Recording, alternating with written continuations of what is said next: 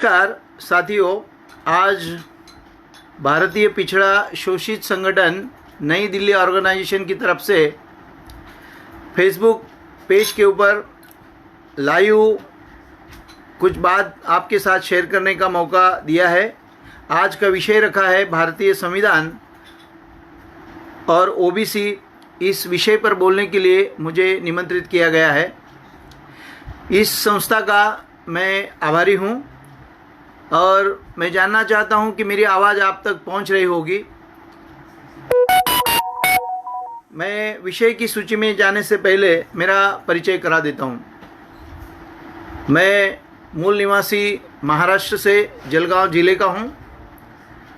2017 में पुलिस निरीक्षक पद से मैं सेवानिवृत्त हुआ हूं। मैं पुलिस की नौकरी करते करते मैंने एलएलबी किया और पुलिस की महाराष्ट्र सेवा में 1982 से लेके 2017 तक हमने महाराष्ट्र में मुंबई में जो अलग अलग विभाग से अलग अलग पुलिस स्टेशन से हमने जो काम किया और हमारा संविधान, प्रशासन, जनता, पब्लिक, इनसे जो संबंध आए, ताल्लुकात बने, उससे हमें महसूस हुआ कि लोगों को बहुत जो शिकायतें हैं, पूरे देश से लोग बम्बई में आते हैं अपने सपने सजाने के लिए, क्या लेकिन उन लोगों को यहाँ बम्बई नगरी में न्याय मिलता है? बहुत सारी मेहनत करते हैं, उनके ऊपर जाब्तियाँ होती है, उनको झोपड़ी झुग्गी में रहना पड़ता है, शासन की ओर से उनको सारी सुविधाएं नहीं मिलती है। पुलिस स्टेशन में मैंने देखा है, न्याय के लिए लोग गुहार लगाते हैं। उनके ऊपर जो भी सोशल असॉल्ट, चोरियाँ, मक्कारी, बहुत सारे अलग अलग टाइप के क्राइम होते हैं। मैं रात दिन जब भी झोपड़ी झुग्गी में जाता था, उन लोगों को साथ मिलता था, बात करता था, तब मुझे समझ में आता था कि इस देश में और इस समाज व्यवस्था में अगर सुधार लाना है तो हमें जो ट्रेनिंग में सिखाया जाता है, ट्रेनिंग में तो बहुत सारे अच्छी बातें सिखाई जाती है कि किस तरह से लोगों के साथ तुमने पेश आना है, कैसे उनको न्याय देना है, लेकिन वास्तविकता में ऐसा नहीं होता है।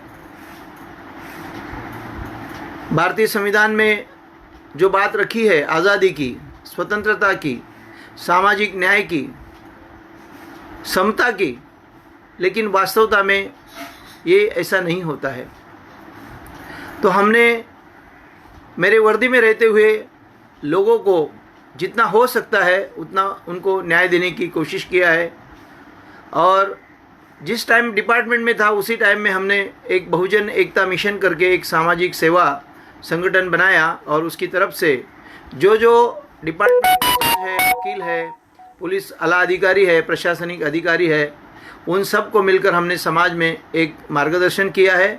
बड़े छोटे मोटे प्रोग्राम लगाए हैं झोपड़ी झुग्गी में और उनको भारतीय संविधान क्या है और उसके बारे में हमने लोगों से बात की है और उसके संविधान के रहते हुए हम किस तरह से आगे बढ़ सकते हैं, हमारी विकास का साधन कैसे बन सकता है, लोगों को जो अपना हक और अधिकार मिला है वो उनको ये किया है।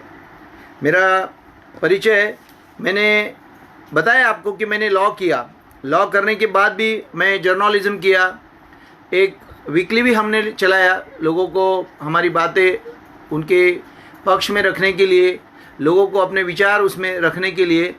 और अभी रिटायरमेंट के बाद में हम पूरी तरह समाज में वापस काम करना शुरू कर दिए। हाल ही में हमारा जो तेली समाज से मैं बिलोंग करता हूँ और राष्ट्रीय तेली साहू समाज का महाराष्ट्र का मैं एग्जीक्यूटिव प्रेसिडेंट हूँ और राष्ट्रीय अखिल भारतीय ओबीसी महासभा का महाराष्ट्र का स्टेट का अभी ही ललित कुमार जी ने मेरा महाराष्ट्र स्टेट के ऊपर नियुक्ति किया है। और ये जो काम है ये गांव तक जाना चाहिए, ये गांव तक जाना चाहिए। मतलब हमारे जो ओबीसी समाज के जो ब्रदर्स है, सिस्टर्स है, जो अपने हक के लिए उनको मालूम ही नहीं कि उनको क्या क्या सेंट्रल गवर्नमेंट और स्टेट गवर्नमेंट अभी तक देती थी। अभी तो दुर्भाग्य से कहना ये पड़ रहा है कि ये जो सेंट्रल की सरकार है उन्होंने अभी तो हमारा सब निकाल ही लिया है। मेडिकल इंजीनियरिंग में हमको जो कुछ यूनिवर्सिटीज़ में थोड़ा रिजर्वेशन मिलता था वो भी निकाल लिया है।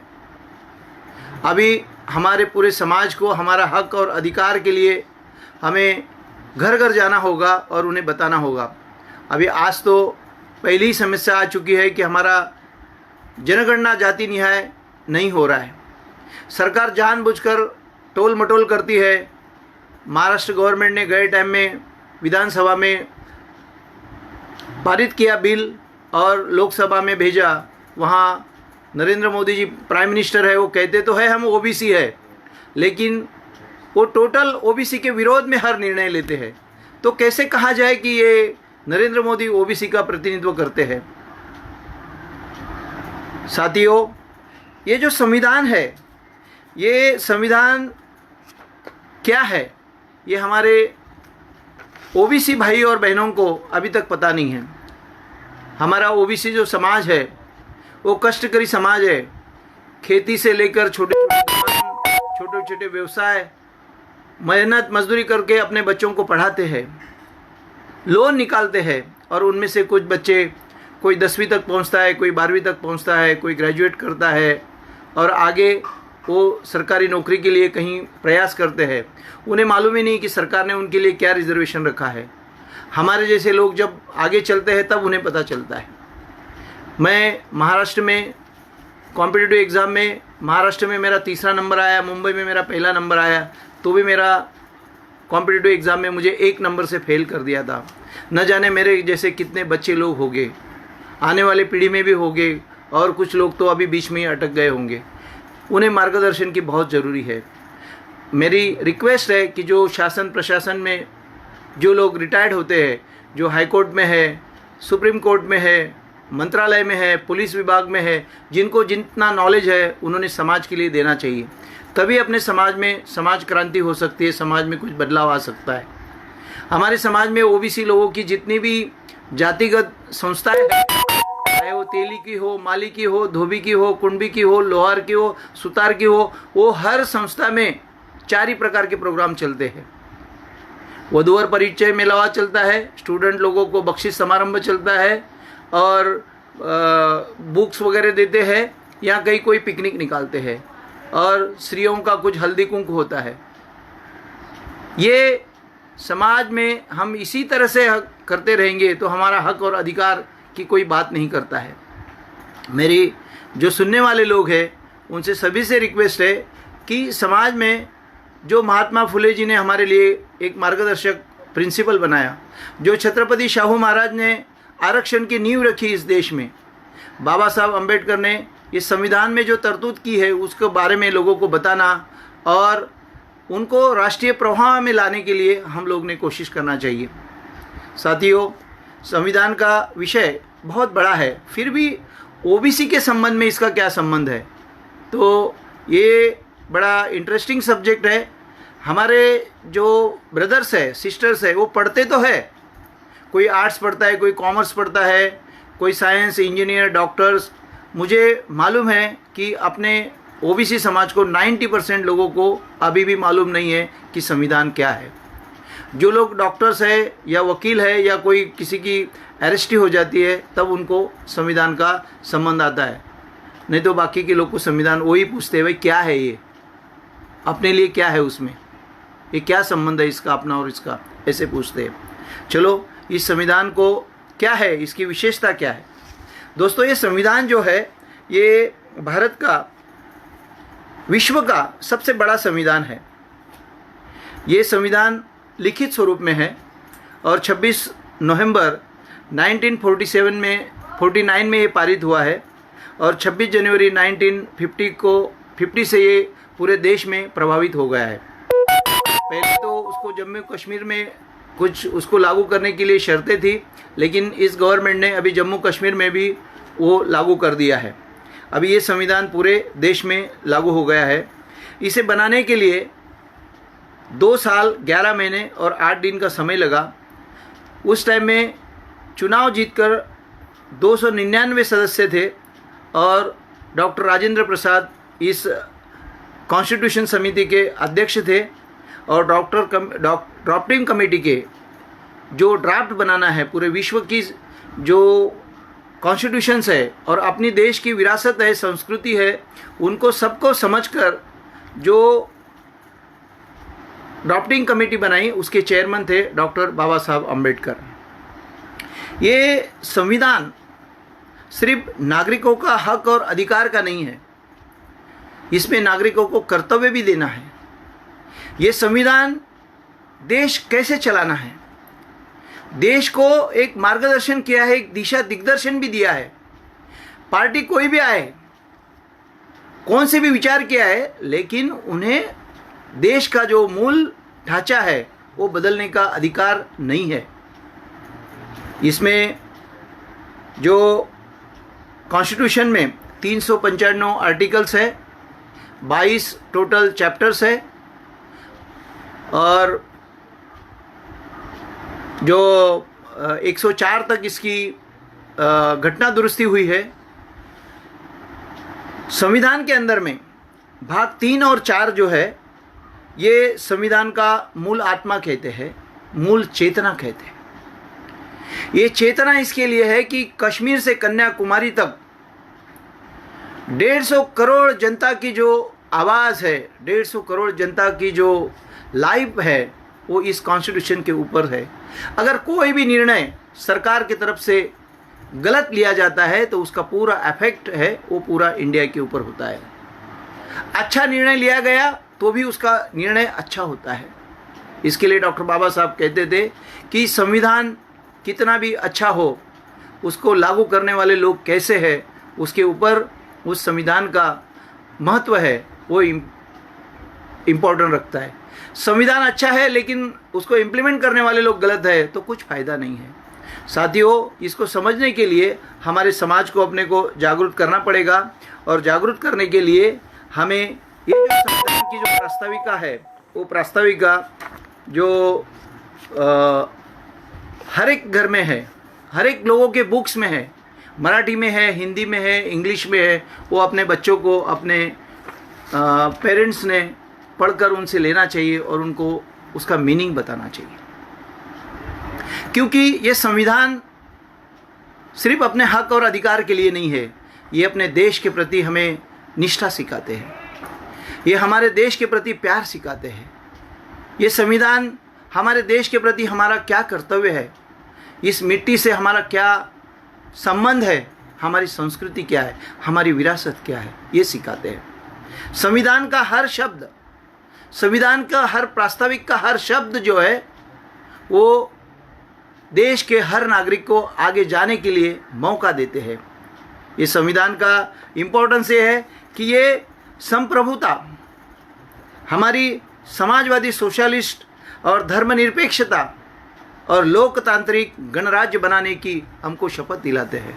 संविधान में लिखा है, हम भारत के लोग भारत को एक संपूर्ण प्रभुत्व संपन्न समाजवादी पंथ, निरपेक्ष लोकतांत्रिक गणराज्य बनाने के लिए तथा उसके समस्त नागरिकों को न्याय, सामाजिक, आर्थिक और राजनीतिक विचार, अभिव्यक्ति, विश्वास, धर्म और उपासना की स्वतंत्रता दी है। मतलब नागरिक हमारे देश में कौन से भी धर्म का हो, कौन से भी जाति का हो, उसे हम आश्वासन देते हैं कि आपको इस देश में न्याय मिलेगा, सामाजिक मिलेगा, आर्थिक मिलेगा और राजनीतिक, आपको जो भी विचार है आपके, वो विचार स्वातंत्र्य जो है, अभिव्यक्ति का स्वातंत्र्य है, वो आपको मिलेगा और आपको आपका धर्म के अनुसार उसको उपासना का भी स्वातंत्र्य मिलेगा। आपकी जो प्रतिष्ठा है, आदमी 1947 में जिस अवस्था में वो रह रहा था और आज की जो अवस्था है, तो उसकी जो प्रतिष्ठा है, मतलब झुग्गी झोपड़ी में जो रहता है आदमी या जंगल में रहता है, तो वो उसी तरह से नहीं रहना चाहिए कि उसके जीवन में सुधार आना चाहिए। उसके पद है, उसकी प्रतिष्ठा है, उसको अवसर की संधि मिलना चाहिए। उसकी समता प्राप्त करने के लिए ऐसे व्यक्ति को सब में व्यक्ति की गरिमा और राष्ट्र की एकता और अखंडता में सुनिश्चित करने वाली बंधुता बढ़ाने के लिए उसको दृढ़ संकल्प होकर अपनी इस संविधान सभा में ये जो संविधान है 26 नवंबर 1949 में द्वारा इस संविधान को अंगीकृत किया गया और अधिनियमित और आत्मार्पित कर किया गया है। यानी ये स्वयं सेल्फ को अर्पित किया गया, ये किसी एक व्यक्ति को दूसरे व्यक्ति को नहीं दिया है। मतलब इस देश का जो नागरिक है वो नागरिकों ने ये संविधान बनाया है और बनाकर खुद को ही अर्पित किया। यानी कि ये संकल्प है, ये शपथ है खुद के प्रति, अपने देश के प्रति। ऐसा ये जो देश का जो संविधान बनाया है, ये संविधान में मैंने बताया आपको कि 395 आर्टिकल्स है।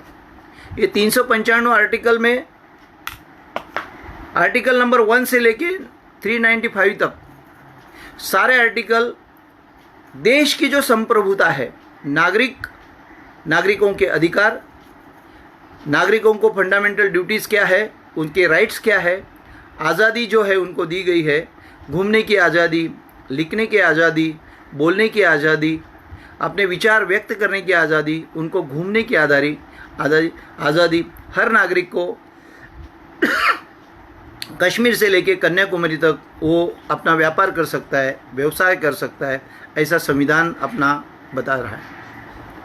हर स्टेट का एक रिस्पॉन्सिबिलिटी है कि हमारे जो नागरिक है, आर्टिकल 36 से लेकर 51 तक जो मार्गदर्शक तत्व बनाए हैं कि क्या है, कैसे तुमने लोगों के वेलफेयर के लिए काम करना चाहिए। स्टेट की जो पॉलिसीज़ है उसमें भी मार्गदर्शन किया है, लेकिन क्या हो रहा है, क्या सरकार सही में उनको जो मार्गदर्शक प्रिंसिपल दिए हैं उसके अनुसार काम कर रही है? ये ऑडिट का जो काम है, सरकार को सवाल करने का काम है, ये हमारे ओबीसी लोग कोई नहीं कर रहे। जो विरोध में रहते हैं, जो पॉलिटिकल पार्टी से जो लोग रिलेट रहते हैं, क्या वही उनको सवाल कर सकते हैं? नहीं। देश का हर नागरिक, ये देश का हर नागरिक को ये अधिकार है कि जो चुन कर जाते हैं, जो सत्ता में बैठे हैं, जो अधिकार के पद और पोजीशन पे बैठे हैं, उनको सवाल पूछने का हर नागरिक को अधिकार है। सिर्फ अधिकार ही नहीं, अपना कर्तव्य भी अपने को निभाना है कि ये क्या हो रहा है, क्यों हो रहा है, उसके पीछे के साइंटिफिक कारण क्या है। जिस दिन इस देश के नागरिक अपना फर्ज समझ लेंगे, उस दिन देश को सुधारने का उस दिन से शुरुआत हो गया, ऐसा समझ लेना चाहिए। भारत का जो संविधान है वो सभी को अपने हक और अधिकार और विकास का जो मार्ग है वो उसमें दिया है। बहुत सारे लोग जो है, हमने देखा है, हमने पढ़ा है, हमने महसूस किया है कि जो 20% लोग जो है वो 80% लोग के ऊपर शासन प्रशासन करते हैं। वही 20% लोग अभी तक सारे पोजीशन लिए हैं और 80% लोग के ऊपर कंट्रोल करते हैं। 80% जो जनता है इस देश की, वो बेचारे अपने एजुकेशन, अपना प्राइमरी जो काम है, खेती है, बाड़ी है, छोटा दुकान है, मकान है, उसमें ही अपनी पूरी ज़िंदगी चला लेते हैं। अपने बच्चों को जैसे वैसे वो पढ़ाते हैं और उनकी कहानी वहाँ ख़त्म होती है। जब उनका बच्चा थोड़ा पढ़कर आगे बढ़ता है तो उसको नौकरी मिलेगी, इसकी कोई गारंटी नहीं है। विश्व की कुछ परिस्थितियाँ बदल गई है, उसमें और भी बेकारी बढ़ गई है। अभी ये गवर्नमेंट की पॉलिसीज़ कुछ देखो, हमारा देश ये श्रम रोजगार वालों का देश है। राजीव गांधी ने जब इस देश में इलेक्ट्रॉनिक युग की शुरुआत की, उस टाइम में बहुत विरोध हुआ था, और विरोध इसके लिए हुआ था कि हमारा देश कृषि प्रधान देश है। इधर इलेक्ट्रॉनिक का मार्केट लाके, इलेक्ट्रॉनिक का ये कंप्यूटर लाके, टीवी लाके हमारे देश की प्रगति नहीं होगी। फिर भी उस टाइम लोगों ने, सरकार ने, विरोधी पार्टियों ने उसके ऊपर हो सकता है उतना विरोध किया, फिर भी वो इलेक्ट्रॉनिक युग की शुरुआत हो गई। और आज आप देख रहे हैं कि हमारे देश में ये जो सरकार है, इन्होंने केंद्र सरकार और राज्य सरकार की, जो सरकार की जिसके इन्वेस्टमेंट थी, ऐसे 104 बड़े उद्योग, बड़ी कंपनियां सरकार की वो बंद कर दी और उसको प्राइवेटाइजेशन कर दिया।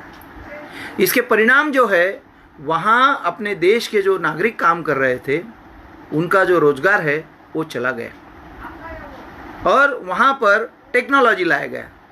भाई अगर अपने हाथों को काम चाहिए, बुद्धि को काम चाहिए, तो श्रमिक देश है अपना, तो उसको बंद करना कौन सी होशियारी है, मुझे समझ में नहीं आ रहा है।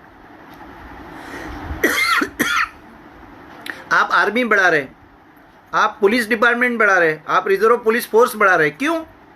क्योंकि इस जनता को आपको कंट्रोल करना है।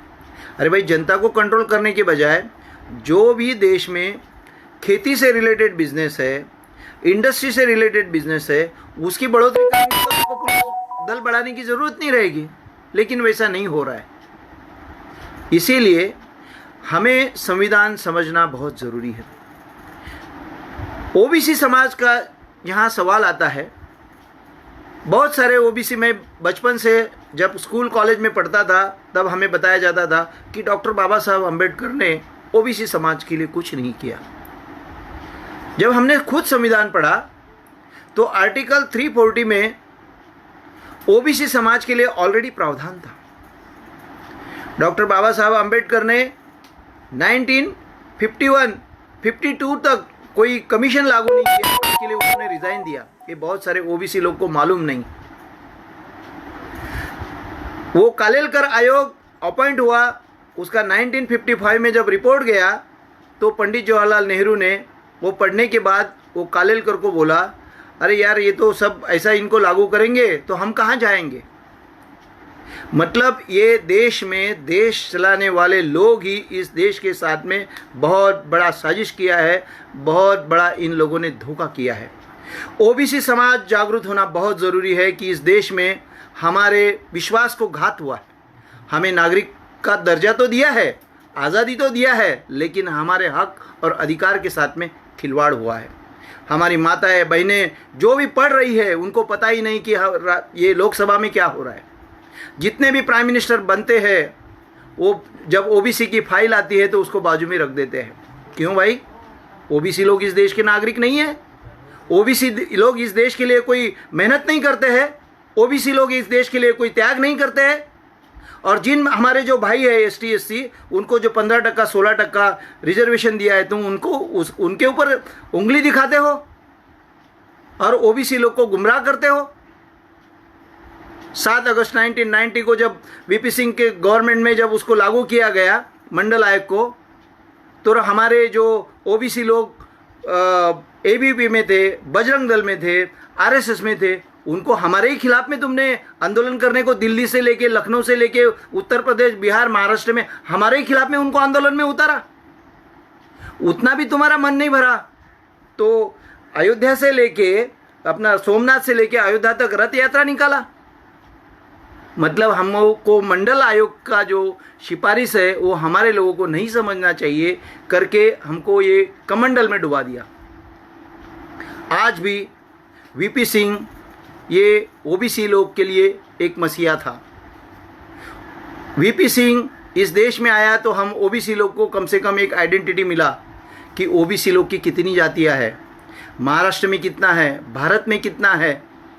तो पता चल रहा है कि अरे इस देश में तो 60-70% लोग तो ओबीसी है, तो फिर ओबीसी लोग को अपने हक और अधिकार क्यों नहीं मिलते?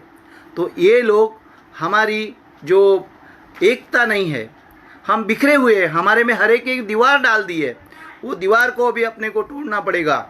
और हमारे सारे ओबीसी, तेली हो या माली हो या धोबी हो या कुंडबी हो या कोई भी हो, लोहार हो, सुतार हो, कुंभार हो, सोनार हो, वो अपना भाई है।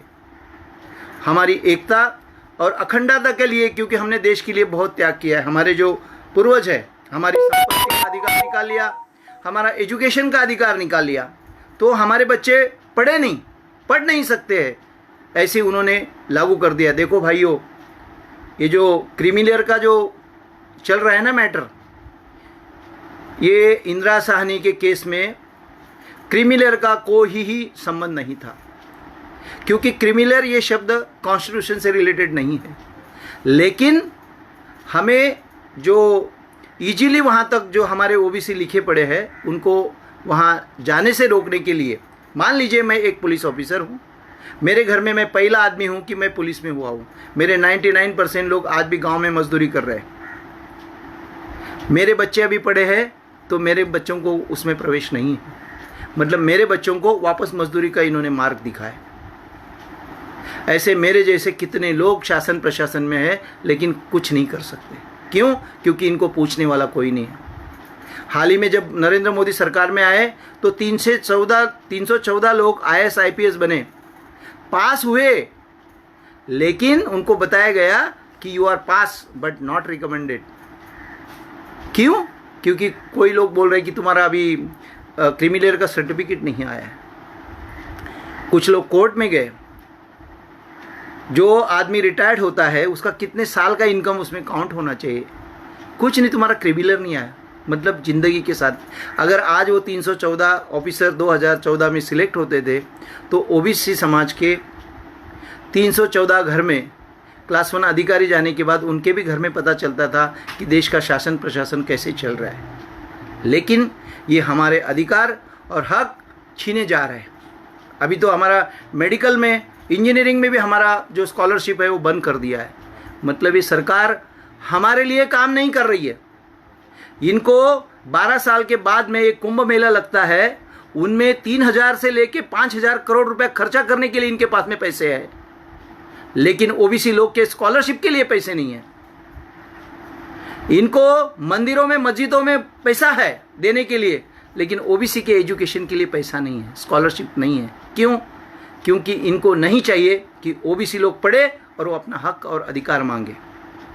भाइयों, ये जो लड़ाई है अभी किसी पार्टी की तरफ से अपने को हाथ फैलाना नहीं है, क्योंकि हमने देखा है कांग्रेस ने भी हमको इसी तरह से लटकाया है और फंसाया है, बेवकूफ़ बनाया है।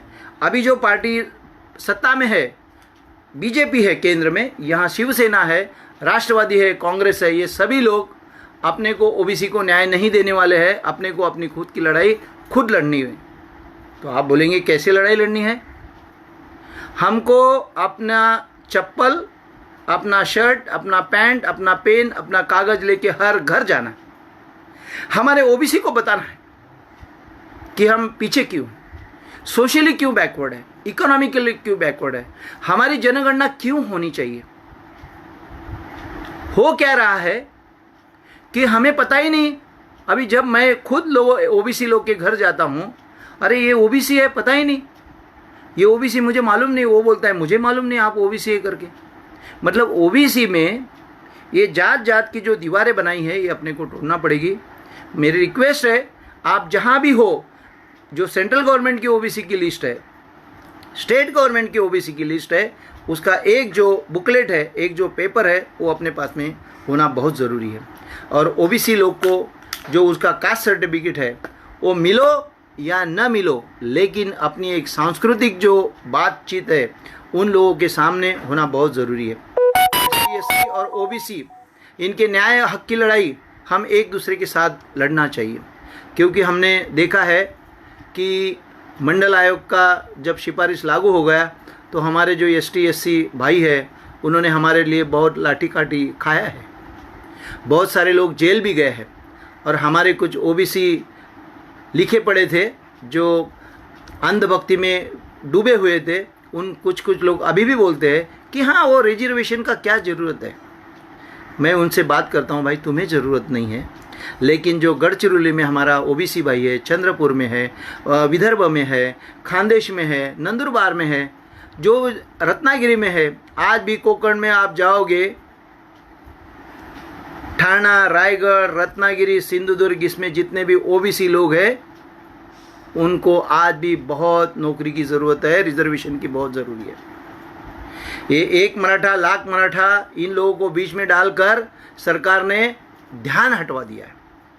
ये राजनीति वाले लोग भी जानते हैं, वो भी लोग जानते हैं, लेकिन उन्होंने ये समझना चाहिए कि ये हमारे लिए न्याय नहीं कर रहे हैं। जो ऑलरेडी इन्होंने जिनके ऊपर अन्याय किया है हमको उसमें मिला रहे हैं। काय के लिए? उनमें दोनों के लिए झगड़ा लगाने के लिए। मराठा बांधव हमारे दुश्मन नहीं है, लेकिन मराठा और OBC में झगड़ा लगाने के लिए ये सारी बातचीत चल रही है।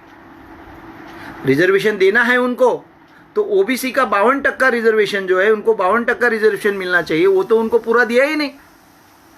और जो 16% लोग हैं उनको तुम 16% रिजर्वेशन दे रहे, मतलब उनको 100% दे रहे, चलो दे दो, लेकिन उसको जो प्रोसीजर है वो फॉलो करो।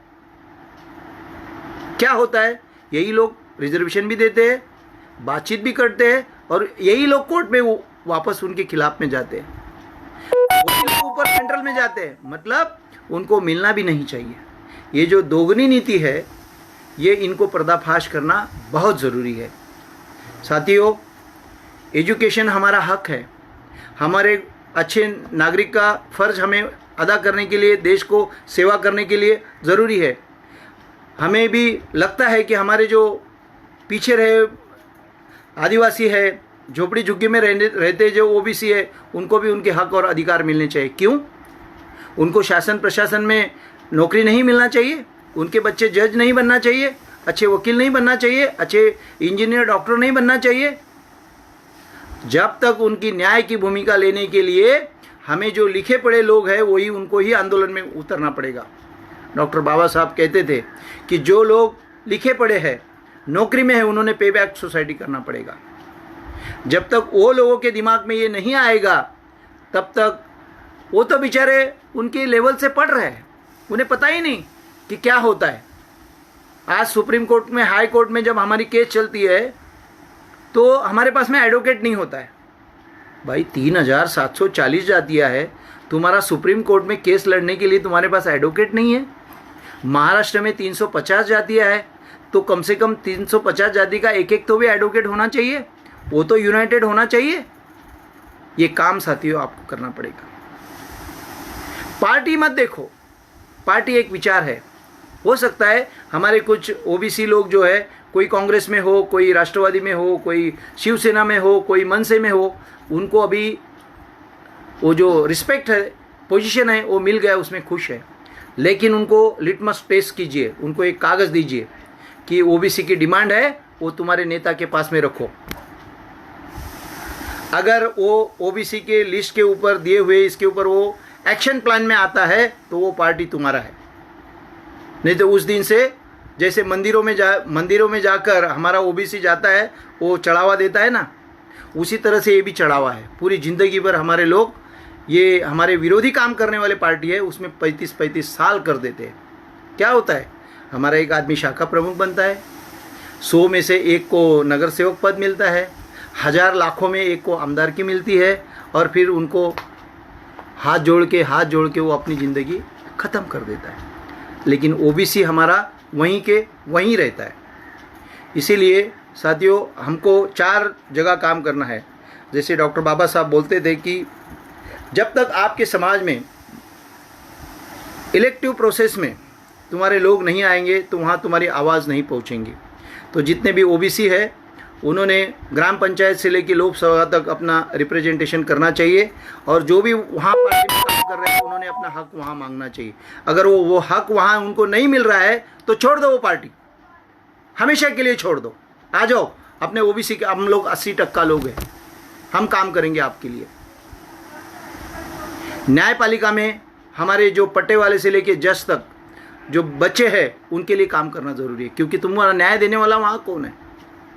पुलिस कांस्टेबल से लेके कमिश्नर तक जो पोस्ट होती है वो ओबीसी लोग उसमें अभी जाना शुरू हुआ है हाल में। अभी मैं तो जब गांव 1982 में मैं जब बम्बई में आया तो मेरे सिवा कोई नहीं था, लेकिन आज मैंने 5 साल में देखे हैं तो बहुत सारे बच्चे पुलिस डिपार्टमेंट में भर्ती हो रहे हैं। जो भी लोग मेरे इस बात को सुन रहे होंगे उन्हें पता चलेगा कि वो बहुत हार्ड वर्क कर रहे हैं। बाकी के लोग इतनी मेहनत नहीं करते, 4 बजे उठते, 3 बजे उठते, भागते हैं, मेहनत करते हैं, रिटर्न का एग्ज़ाम करते हैं। ऐसी मेहनत अगर हम हर क्षेत्र के लिए करेंगे तो हम सक्सेस हो सकते हैं। प्रशासन में आने के लिए आपको जो एग्ज़ाम्स है यूपीएससी का, एमपीएससी का, देखो आपका प्लानिंग, आपका स्ट्रेटेजी, आपका हार्ड वर्क, आपका स्मार्ट वर्क और टुवर्ड्स सक्सेस के ऊपर तुम्हारा जाने का अगर मार्ग निश्चित है तो आपको यश, सक्सेस डेफिनेटली मिलेगा। लेकिन हमें हमारे समाज का सहाय होना चाहिए, हमारा समाज का मार्गदर्शन होना चाहिए, क्योंकि हमारे अकेले ओबीसी जो लड़ते हैं झगड़ते हैं उन्हें कोई सहारा नहीं देता है। तो जो लिखे पढ़े लोग हैं, हर जगह हर आदमी ने अपने नाम के आगे ओबीसी शब्द लगाना शुरू कर दीजिए। डॉक्टर हो, इंजीनियर हो, पुलिस हो, कोई भी हो, अपने आगे ओबीसी लगाइए, फिर वो माली तेली बाद में लगाइए, क्योंकि सामने वाले को पता चले ये भी ओबीसी मेरा भाई है। शर्माइए नहीं।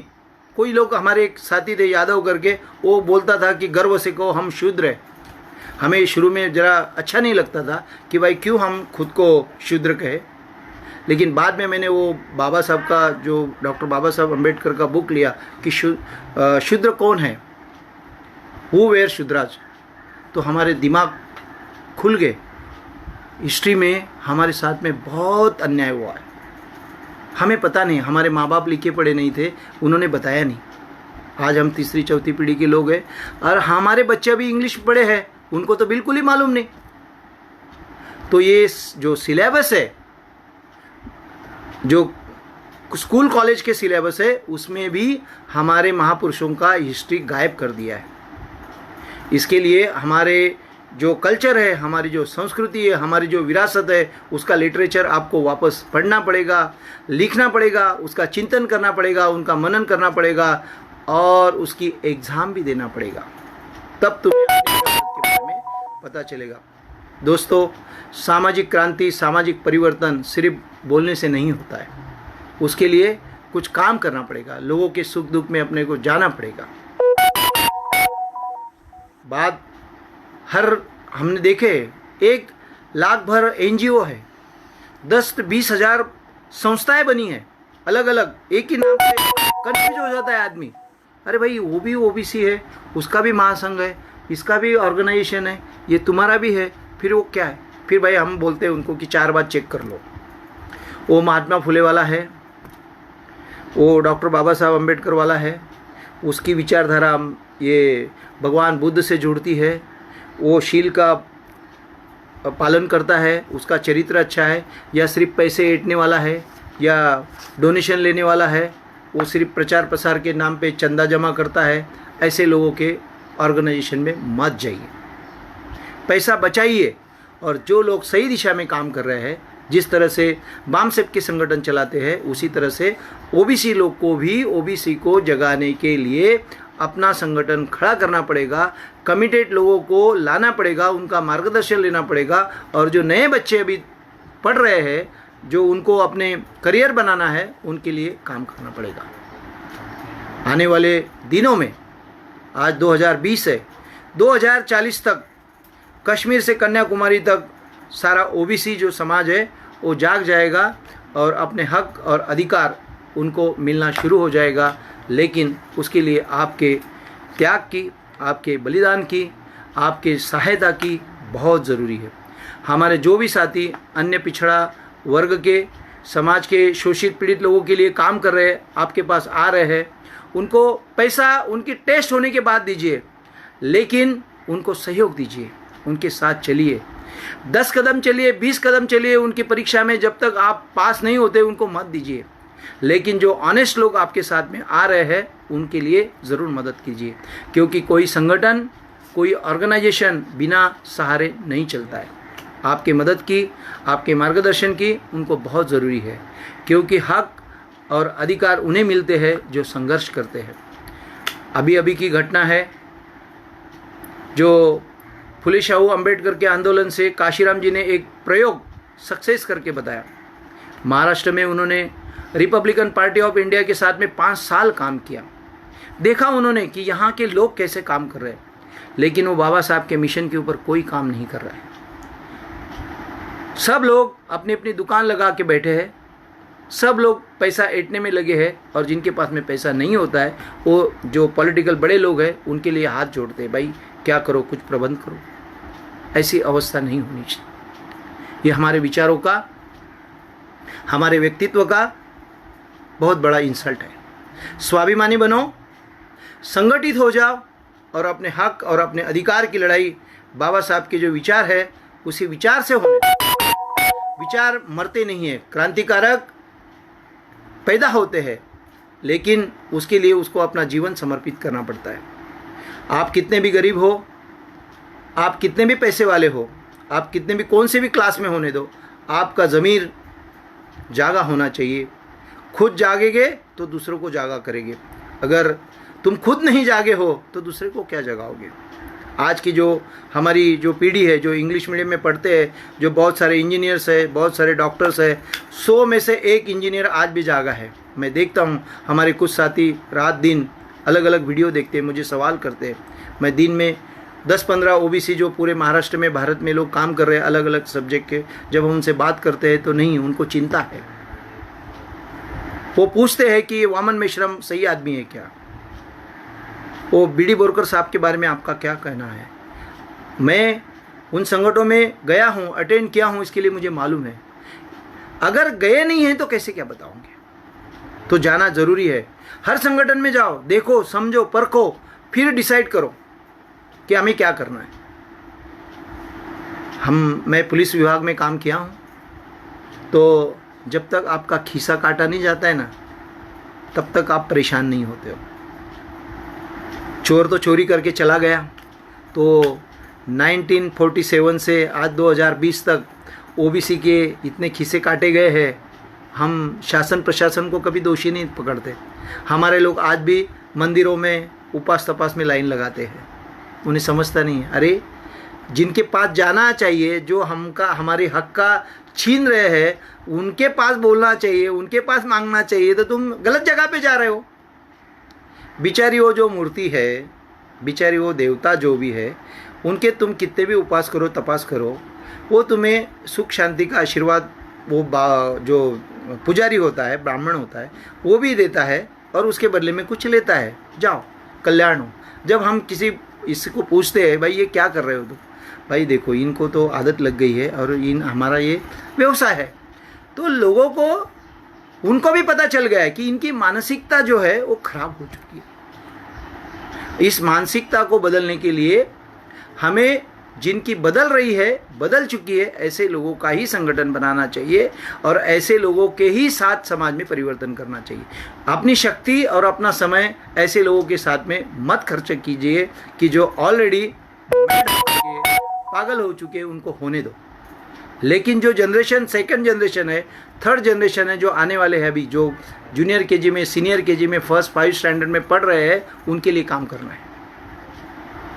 क्योंकि देखो, समाज, कोई भी ऑर्गेनाइजेशन, कोई भी लोग उन्हीं का सुनते हैं जो सही बात करते हैं। आपको भी लोगों के साथ में सही मार्गदर्शन करना पड़ेगा, सही बात करना पड़ेगा।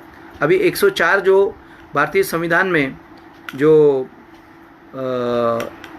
संशोधन हुआ है, सुप्रीम कोर्ट की जो भी निकालें लगती है, उस निकाल में पढ़ के देखो, समझ देखो, वो रिट पिटीशन का कॉपी मंगा लो। अगर नहीं समझता है तो किसी पढ़ने वाले व्यक्ति को मंगा लो। अभी आज ही गए महीने में मद्रास हाई कोर्ट का निकाल लगा, तो उसमें जो ओबीसी लोग का जो रिजर्वेशन है वो मौलिक अधिकार नहीं है, उनका हक नहीं है। अरे भाई, जो कॉन्स्टिट्यूशन की बात है, जो घटनात्मक अधिकार है, वो तुम्हारा मौलिक अधिकार की बात करते हो। मतलब जिस बात में तुम्हें बोलना नहीं है, उस बात के ऊपर तुम बात कर रहे हो, मतलब विषय को तुम भटका रहे हो। और उसको सुप्रीम कोर्ट के कुछ जज उसको मान्यता दे देते हैं। म्हणजे फिर वापस उसको एफिडेविट करना चाहिए, वापस उसको कोर्ट में खींचना चाहिए, उसमें समय जाता है। जाने दो। अभी देखो, इसके लिए प्रहरी करना बोलते हैं। जो जो केसेस हमारी चलती है हाई कोर्ट में, सुप्रीम कोर्ट में, हमारे कुछ जो लोग हैं जिनको उसका समझता है, उन्होंने वो कोर्ट में अटेंड रहना बहुत ज़रूरी है। अभी जितने भी अपनी केसेस चालू है हाई कोर्ट में, सुप्रीम कोर्ट में, ओबीसी की, उस हर एक केस में क्या हो रहा है, क्या हुआ है, वो जानकारी रखने के लिए हमें रेडी रहना चाहिए। जो भी हमारे समाज के प्रमुख हैं, उनको पूछो कि भाई तुम बातें इतनी कर रही हो, वो ओबीसी का हाई कोर्ट में क्या हुआ, सुप्रीम कोर्ट में क्या हुआ, वो लालू प्रसाद यादव को जेल में क्यों जाना पड़ा, वो साध्वी ऋतंबरा को और वो साध्वी दूसरी को उसको जमानत हो गया, इसको क्यों नहीं हुआ, वो भुजबल साहब को वो आईबी का ये जो कौन सी थी इंक्वायरी, ईडी का इंक्वायरी, उनको ही क्यों लगा। हमारे ओबीसी के जितने भी नेता हैं, चाहे वो कौन सी भी पार्टी में काम करो, लेकिन जब उनको न्याय देने की बात आती है तो वहीं पार्टी के लोग अपोजिट से लेके रूलिंग पार्टी का मदद लेके उनका करियर ख़त्म करते हैं। आप बोलेंगे भाई ये तो एकदम आप सीधा आरोप कर रहे हो। मैं आरोप नहीं कर रहा हूँ, आप इन्वेस्टिगेशन कीजिए। एकनाथ खड़से, ये सिर्फ मैं कांग्रेस और राष्ट्रवादी की बात नहीं कर रहा हूँ, ये बीजेपी में भी वही चालू है। गोपीनाथ मुंडे के साथ क्या हुआ, पंकजा मुंडे के साथ में क्या हुआ, एकनाथ खड़से के साथ में क्या हुआ। आज मेरे पास में बहुत सारे खबर भी आती है कि आरएसएस के जो प्रचारक है उन लोगों को भी इनजस्टिस किया जा रहा है। क्यों? अभी एक लखनऊ में सीतापुर विधानसभा में राठौड़ करके एक एमएलए है, उसने एक ही बात कही, ये जो कोरोना का बीमारी है वो तालियां बजाने से या थाली बजाने से कम नहीं होगा। क्या बुरा क्या उसने? उसको नोटिस दिया, उसको पूछताछ कर रहे, उसको उसका वायरल कर रहे वीडियो। मतलब ये एक प्रकार का डोमिनेशन चालू है। क्यों? उसको अधिकार नहीं है? ये जो डेमोक्रेसी है इसका विचार रखने का, अपने मत प्रकट करने का कॉन्स्टिट्यूशनल अधिकार है। पार्टी कोई भी हो, अधिकार की बात करो। क्या होगा? ज़्यादा से ज़्यादा वो पार्टी से भी आपको निकाल नहीं सकते। पार्टी का रूल देखो, कानून देखो। ऐसा ये नहीं है कि कोई भी उठे और अपने मन से वो पूछे। मैंने बहुत सारे लोगों की ये भी देखी है कि फ़ोन पे जब वो बात करते हैं तो ऐसा प्यार से पूछते हैं, क्या भाई क्या चल रहा है, ऐसे पूछते हैं। क्यों?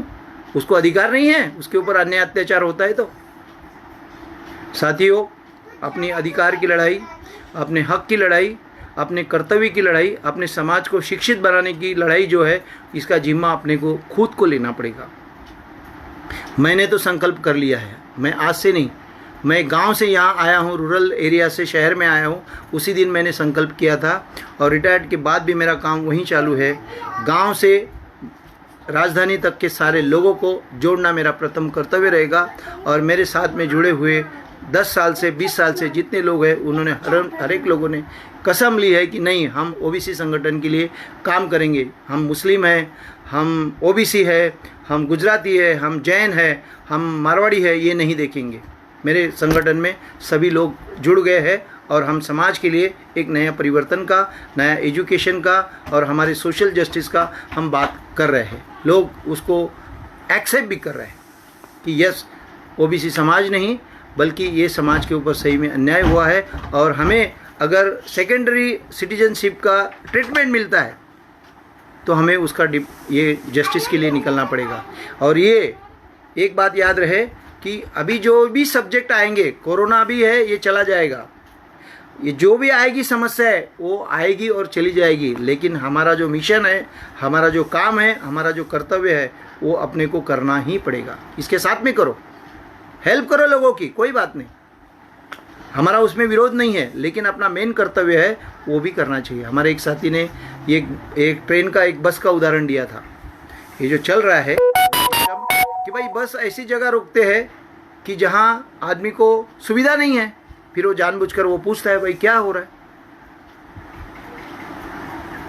कभी इसमें सॉल्यूशन मिलेगा।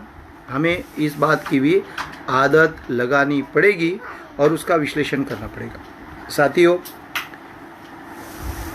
समय वाघमारे जी, समय पूरा हुआ, टाइम है अभी। मैं आपसे विदा लेने से पहले एक बात लास्ट की इतनी कहूँगा कि आने वाला समय अपने लिए बहुत चैलेंजेबल है और चैलेंजेस स्वीकारना जैसा आर्मी फौजी का आदमी का काम होता है, उसी तरह से हम समाज के लिए संगठित हो जाइए और अनुशासन की तरह काम करिए, समाज में विश्वास बढ़ाइए। इसके साथ मैं आपसे विदा लेता हूँ। नमो बुद्धाय, जय भीम, जय